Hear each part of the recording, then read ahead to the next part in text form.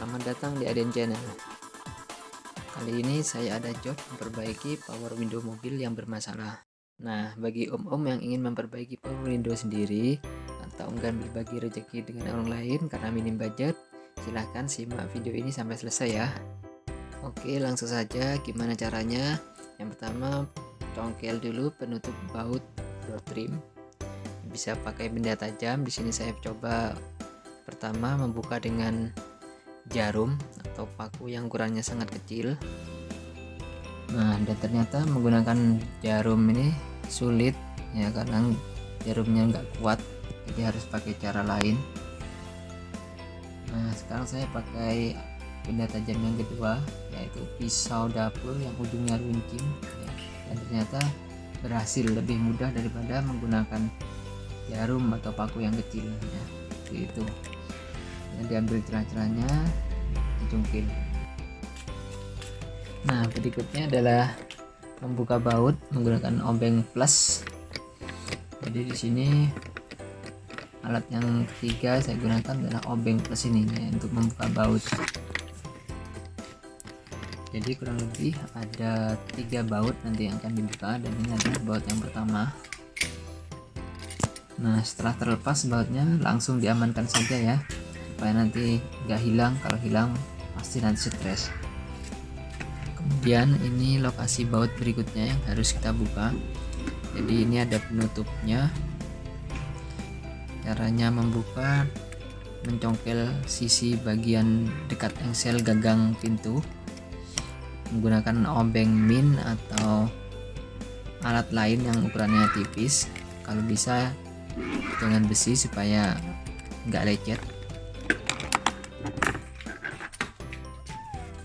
Setelah itu langsung amankan saja penutupnya supaya nggak hilang. Nah, ini penampakan di balik penutupnya ya, ada 3 pengait di situ.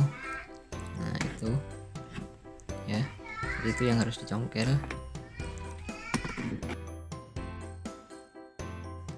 Kemudian setelah baut semua dibuka, langkah berikutnya itu mencongkel door trim ya, bisa menggunakan sikat gigi.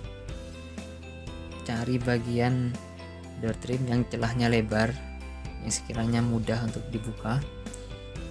Dan ternyata susah menggunakan sikat gigi karena sikat giginya letoy, nggak kuat ya, kurang kaku.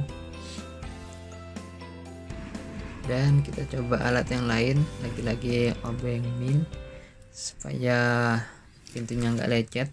Jadi obeng ini kita tutup dengan kain ya, dimasukkan ke celah door trim yang lebar, kemudian congkel.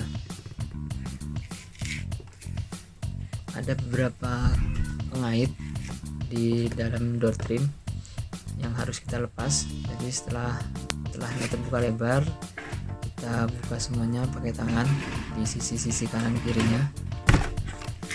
Untuk buka door trim ini tarik sekuat tenaga, tidak usah ragu-ragu karena pengaitnya kuat, jadi tidak usah takut patah, tarik saja. Setelah semuanya terlepas, membukanya dengan cara diangkat sedikit ya, karena di atas itu menggantung. Nah, dekat jendela itu ada gantungannya, jadi diangkat sedikit.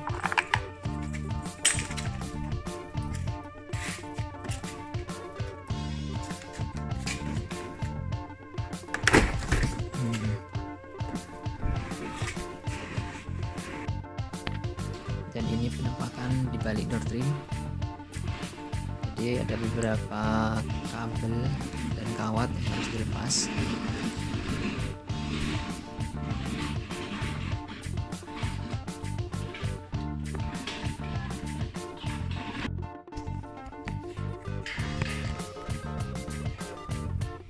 Pertama kita lepas kawat ini dengan cara menekan, ada tuas di situ, ini dipencet, kemudian ditarik. Ya ampun, lepas lah.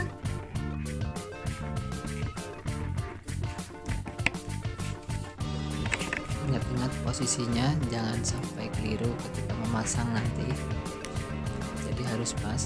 Dan ini soket power window. Nah, ini harus dilepas juga. Di situ juga ada tuas atau bagian kecil yang harus dipencet kemudian ditarik.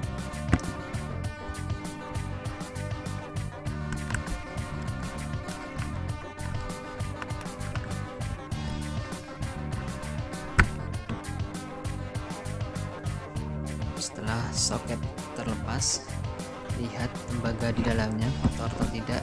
Kalau kotor berarti harus dibersihkan. Dan setelah dirty benar-benar terlepas, lanjut ke tahapan berikutnya yang lebih sulit, jadi melepas rumah dari switch power windows. Ya, di situ banyak pengait. Itu yang ditunjuk, itu adalah pengait-pengaitnya. Jadi kurang lebih ada 4 pengait yang harus dilepas. Jadi kita gunakan lagi-lagi obeng min yang ukurannya kecil ya, untuk mencongkel kait itu. Nah, ini penampakan dari switch sisi yang ada pengaitnya itu ya. Nah, itu harus dibuka semuanya dan itu sulit sekali. Itu harus pakai ganjal ya, supaya bisa membuka. Untuk ganjalnya bisa menggunakan kertas yang dilipat atau apa saja ya. Intinya gimana caranya itu bisa kebuka gitu. Kemudian ini penampakan dari switch yang sudah kebuka. Jadi kita tes di sini ya, sambung soket lagi. Ini nah power windownya di situ agak nyendat-nyendat. Jadi permasalahannya adalah karena tembaganya ini kotor ya, jadi jendelanya nggak mau ke atas, tapi kalau ke bawah bisa. Nah, ini adalah tembaga yang harus dibersihkan. Di situ banyak karbon atau seperti kerak ya, kotor, itu harus dikerik. Dan mengeriknya hati-hati, jangan terlalu kasar karena bisa menggigis tembaganya nanti. Kemudian tembaga yang kecil itu setelah dibersihkan, nah itu bisa ditambah dengan timah supaya lebih tebal. Tapi ini nggak wajib, hanya opsi saja, karena kalau nggak ditambah timah nanti mudah kotor lagi. Jadi di sini saya memilih untuk ditambah dengan timah. Ya, untuk video penyelderan tidak sempat direkam, jadi langsung saja setelah dirangkai kembali semuanya kita coba pasang kembali ke soket. Nah, dan hasilnya di sini setelah dibersihkan tambah timah, jendelanya jadi lancar kembali, ke atas ke bawah sudah kembali normal.